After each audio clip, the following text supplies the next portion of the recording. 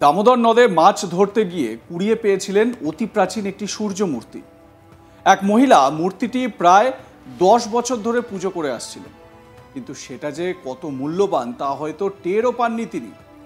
চোরা কারবারিদের হাতে পড়লেই তার আর ইয়ত্তা পাওয়া যেত না, তবে শেষমেশ পুলিশের চোখে পড়তেই তা উদ্ধার করা হয়, আর তারপরে তা বর্ধমান বিশ্ববিদ্যালয় মিউজিয়াম অ্যান্ড আর্ট গ্যালারিতে জায়গা পেল।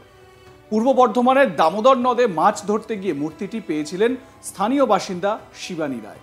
তারপর মূর্তিটিকে বাড়ি নিয়ে আসেন। শিবানী দেবীর বাড়ির সামনেই বাঁধের নিচে একটি ছোট মন্দিরে রেখে নিত্য সেবা পুজো করতে শুরু করেন তিনি। মন্দিরটি জরাজীর্ণ এবং দরজাও তেমন শক্তপোক্ত নয়, বাখারি দিয়ে কুকুর আটকানোর মতো করে আগলানো। সূর্য মূর্তিটি সম্পূর্ণ অসুরক্ষিত অবস্থায় সেই মন্দিরটিতেই রাখা ছিল।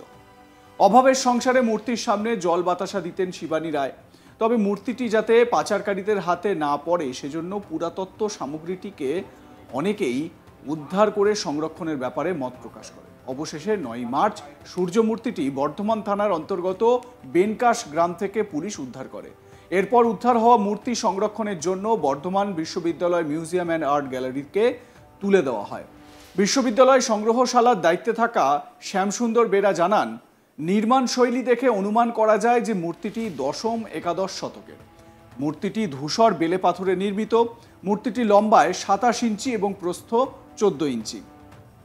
নির্মাণ শৈলী দেখে অনুমান করা যায় যে মূর্তিটি 10ম-11শ শতকের, অর্থাৎ মূর্তিটি মোটামুটি 1000 থেকে 1100 বছরের পুরনো।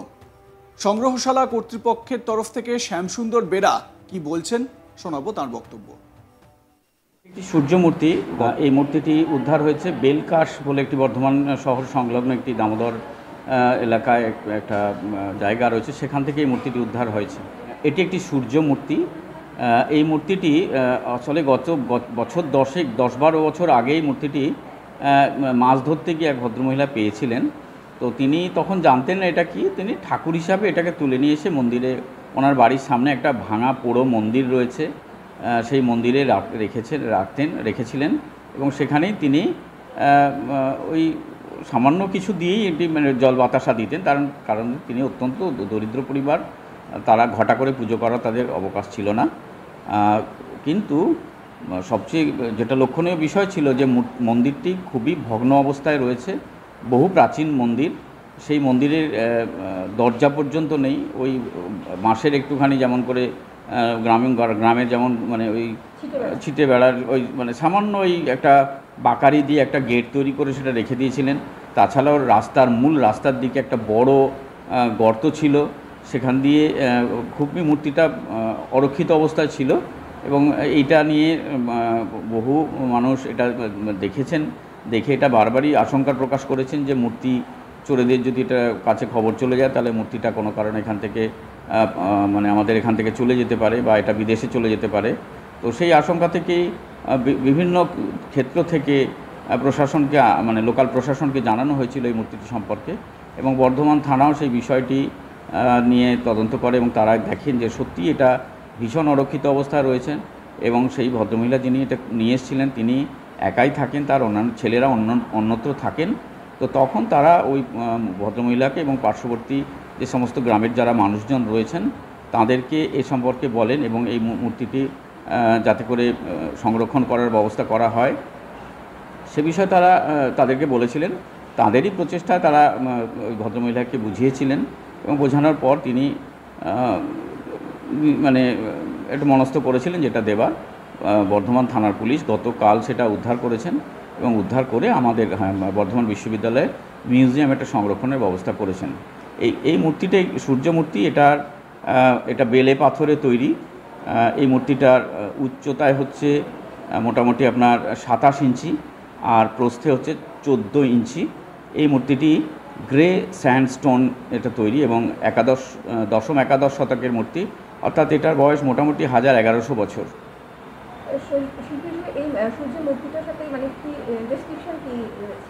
হ্যাঁ, সূর্য মূর্তিটার সঙ্গে তাহলে আমাকে একটু বলতে হয় যে সূর্যদেব এখানে সপ্ত অশ্ববাহিত রথের ওপর অবস্থান করছেন। এই রথটি হচ্ছে পঞ্চরথ, কটা ধাপ আছে দেখতে হয়, 1, 2, 3, 4, 5, অর্থাৎ এখানে পঞ্চরথ আর স্টাইল এবার সূর্যমূর্তি দাঁড়িয়ে আছেন এখানে রয়েছেন সূর্যদেবের সারথি, ইনি হচ্ছেন অরুণ বা অনুরু। আর তার উপরে দেখুন রথের উপরে সূর্যদেব এখানে এটা হচ্ছে সমপদ স্থানক ভঙ্গিতে দাঁড়িয়ে রয়েছেন। আর তার দুই হাত আছে ময়ূর মুদ্রায়, ময়ূর মুদ্রাটা এরকম, সেই ময়ূর মুদ্রায় রয়েছে এবং দুই হাতে আছে সোনাল পদ্ম। আর সূর্যদেবের দুপাশে দুজন অ্যাটেন্ডেন্ট রয়েছেন। সেই অ্যাটেন্ডেন্ট এই যে ডান দিকে আছেন, এই যে হাতে দণ্ড আছে, ইনি হচ্ছেন দণ্ডী, আর বাঁ দিকে আছেন পিঙ্গল। আর একেবারে যদি মাথার দিকে যাই তাহলে দেখব এখানে কীর্তিমুখ রয়েছে, আর আছে এখানে উড়ন্ত বিদ্যাধর এবং বিদ্যাধরী রয়েছেন। আর এটা যেহেতু সৌর শ্রেণীর মূর্তি, সৌরভাবনার মূর্তি, সেজন্য আমরা জানি যে নবগ্রহর যেরকম থাকে, নবগ্রহ মানে রবি, সোম, মঙ্গল, বুধ, বৃহস্পতি, শুক্র, শনি, রাহু এবং কেতু, সেই সূর্যকে বাদ দিলে 8টা মূর্তি হয়। সেই ছোট ছোট মূর্তিগুলো মানে এগুলো ছোট ছোট ভাস্কর্যের আকারে এই স্টেলার ওপরে দুদিকে এগুলো রাখা হয়েছে, দুদিকে 4টে করে, অর্থাৎ 8টা। এবং সূর্যদেব এখানে আছেন, মানে নবগ্রহ এখানে কিন্তু এখানে আছেন। আর এদিকে আরও দুটো আমরা ফিমেল ফিগার দেখতে পাচ্ছি, এরা আর্চার্স, এরা ধনুক নিয়ে রয়েছেন। এরা হচ্ছে উষা এবং প্রত্যুষা, এরা এই ধনুক দিয়ে আর কি ধনুর্বাণের সাহায্যে এনারা ওই অন্ধকারকে দূর করে আলো নিয়ে আসেন। আর এখানে এগুলোকে বলা হয় উদিচ্য সূর্যমূর্তি। এবং উদিচ্য সূর্যমূর্তির এখানে বিশেষত্ব থাকে যে সূর্যদেবের এখানে পাদুকা থাকে, সেই পাদুকাটা কিন্তু এখানে রয়েছে। এই হচ্ছে মোটামুটি সূর্যদেবের যা ব্যাখ্যা এখানে, সেটা মানে এই হচ্ছে তার ব্যাখ্যা। তাহলে আগেকার দিনে যে মূর্তি তৈরি হতো তার একটা ভিতরে কিন্তু অন্তর্নিহিত অর্থ থাকে, বিশাল অর্থ থাকে। সেই জন্যই তো, কারণ সাধারণ মানুষ যখন এগুলো মন্দিরে পুজো হয় তখন কি করে, সাধারণ মানুষ ওই কিছু তার পার্থিব জিনিস চাইতে যায়, তখন তো সেই পার্থিব জিনিস চেয়ে চলে আসে, কিন্তু তার ভেতরে যে এত শিক্ষণীয় বিষয় রয়েছে সেগুলো কিন্তু তারা সেগুলো জানার সুযোগ হয় না। তাদের জানার সুযোগ হয় তখনই যখন সেই মূর্তিগুলো মিউজিয়ামে আসে। অর্থাৎ মিউজিয়ামে আমরা মূর্তির যে আইকনোগ্রাফিক ব্যাখ্যা, অর্থাৎ মূর্তির তত্ত্বের ব্যাখ্যা, সেই ব্যাখ্যাগুলো আমরা দিই এবং সেখান থেকেই মানুষ এই মূর্তির বিশেষত্ব কী, কোন ভাবনা নিয়ে এই মূর্তিগুলো তৈরি হয়েছে, সেগুলো তারা জানতে পারেন। তবে এই সূর্যমূর্তিটা একেবারে অক্ষত অবস্থায় খুব সুন্দর একটি সূর্যমূর্তি, এবং বর্ধমান বিশ্ববিদ্যালয়ে যেমন উপকৃত হলো, তেমনি যারা ছাত্র আছে, গবেষক আছে, সাধারণ মানুষ আছেন, তারা যখন মিউজিয়ামে আসবেন তারা তার এই আইকনোগ্রাফিক ব্যাখ্যা অর্থাৎ মূর্তি তত্ত্বের ব্যাখ্যাগুলো তারা জানতে পারবেন এবং তারা এই বিষয়টা সম্পর্কে আরও গভীরভাবে জানতে পারবেন এবং তারা জ্ঞান তো সমৃদ্ধ হবেন। এতদিন পুজো আর্চা হচ্ছিল সেখানকার কি অভিব্যক্তি যখন আপনারা এটা নিতে গেলেন? হ্যাঁ, এখন সেখানকার অভিব্যক্তি বলতে যখন মূর্তি পুজো শুরু হয়ে যায় সেখানে মানুষের একটা সেন্টিমেন্ট থাকে জড়িয়ে। এ বিষয়ে আপনাদের মতামত জানান। দেখতে থাকুন আজ তাক বাংলা। সাবস্ক্রাইব করুন আমাদের ইউটিউব চ্যানেলটি, বেল আইকন প্রেস করুন নোটিফিকেশন পেতে।